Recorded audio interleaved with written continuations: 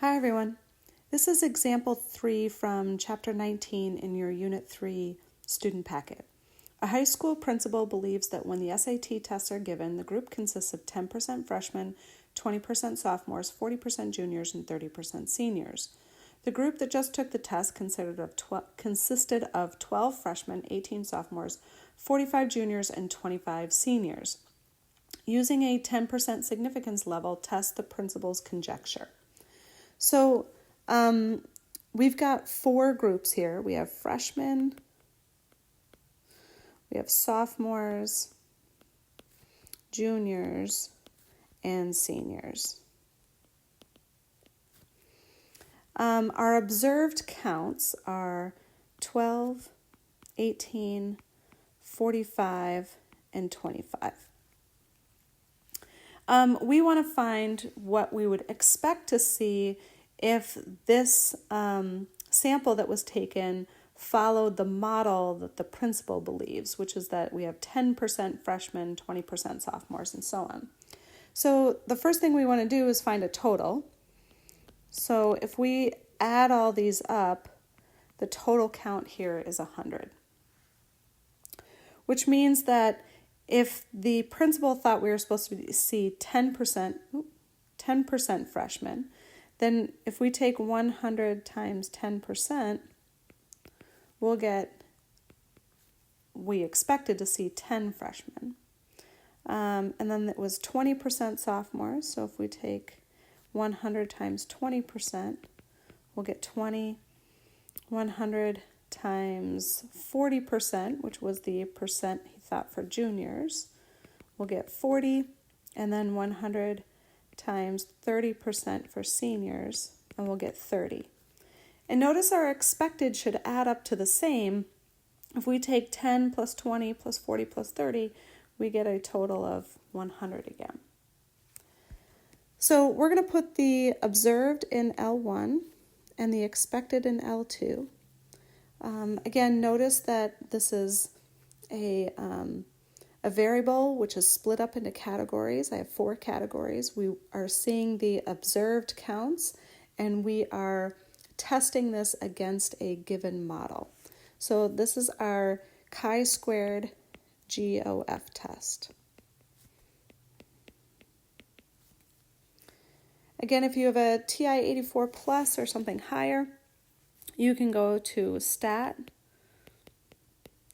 Tests, and then go down to D, which is the chi-squared GOF test, is what it'll say.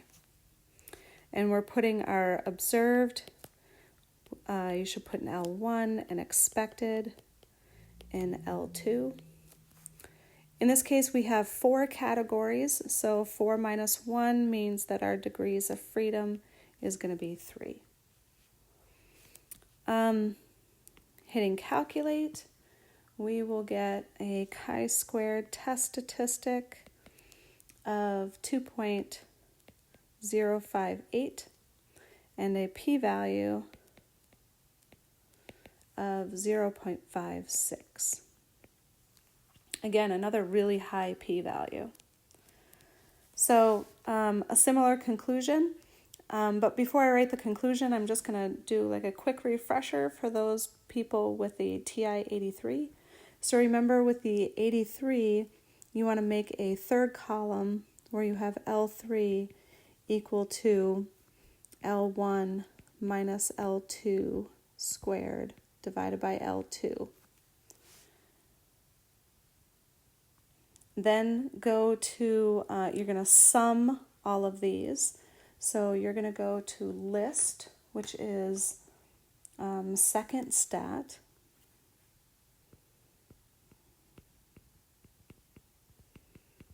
And go over to math. And you're going to choose sum. And then you're going to sum L3. And when you do that, you'll get chi-square equal to 2.058. Then to find the p-value, you're going to go to distribution, which is second vars. And then you're going to go scroll all the way down to chi-square CDF. And you're going to enter chi-square CDF. I'll just put it right here. Remember, the lower bound is always your chi-square statistic. So this is 2.058. Then we're going to go to infinity. So put in a bunch of 9s. And our degrees of freedom was 3. And then you'll get a p-value of 0.56. So then we write our conclusion, and we'll say since the p-value is greater than alpha equaling 0.10, we had a 10% significance level. Still not high enough. We fail to reject the null.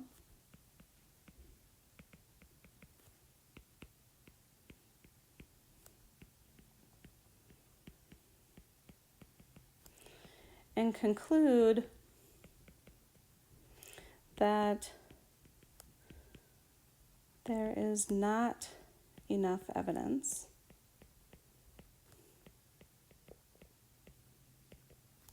to suggest that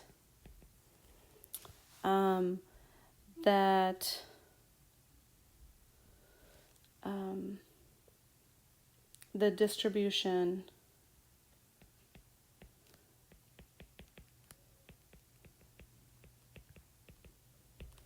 does not follow the principal's conjecture.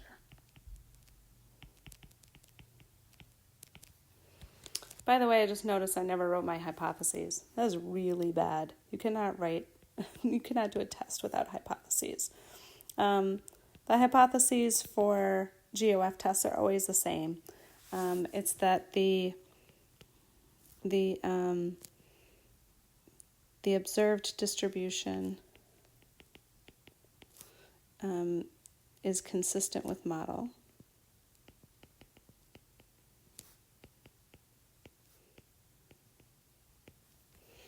And the observed distribution is not consistent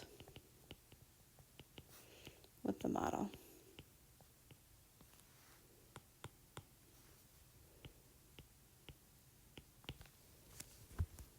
I'm sorry for that mistake.